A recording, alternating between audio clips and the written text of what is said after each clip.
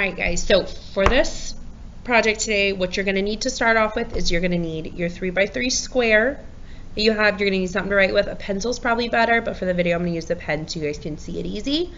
You will need scissors and you will need some tape. It can be any kind of tape, doesn't matter if it's colored, clear, anything will work as long as it'll hold your paper together.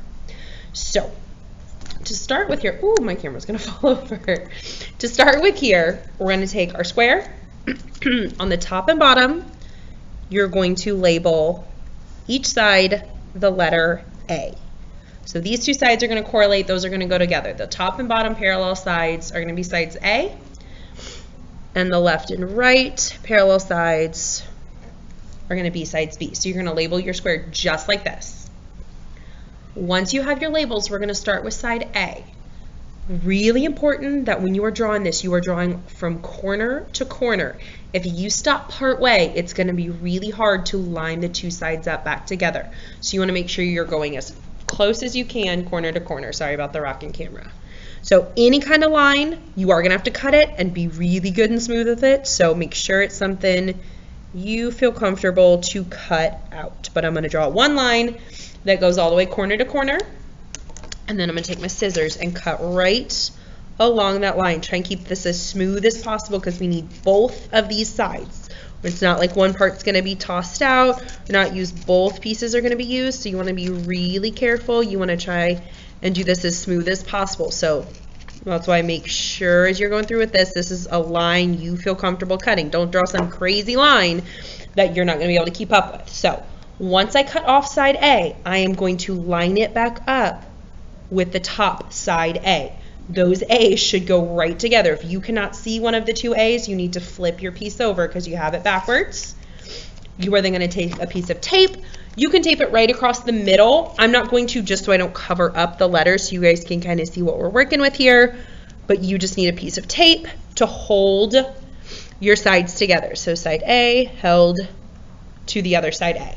And that is your first step. So moving, you should have the negative space on the bottom and now the positive space on the top. And we're going to do the same thing with the side B's. So I'm going to draw a line. It can be the same kind of line. It can be a very different line. Up to you. I'm just going to stick simple kind of triangle point. Has to go corner to corner again. Don't have it end in the middle of it. Go corner to corner. And I am going to repeat the same thing I did up above with side A. I'm going to cut it out. And I'm going to slide it over to line up with the other side B. So I'm going to bring it over here, line it up, have the two sides going. It should line up right on corner to corner. Take your tape,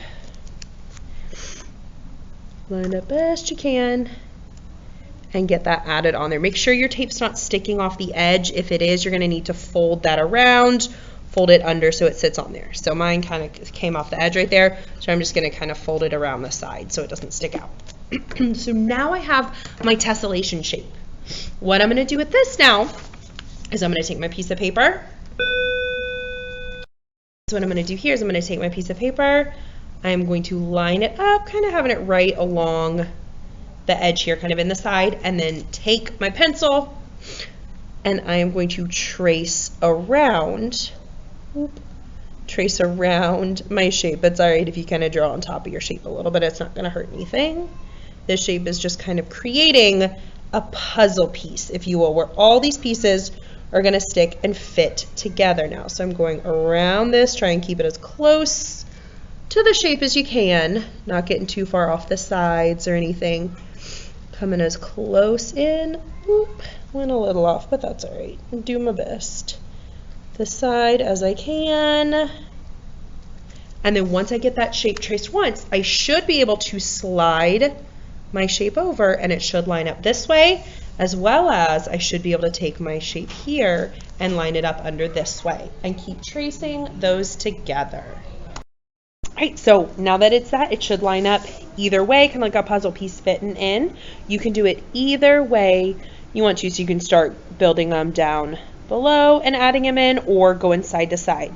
But overall, fill in as much of this paper as you can, at least 4 times, but if you can, I want to go through so to fill up the entire paper. It will really help add to that illusion look of the tessellation.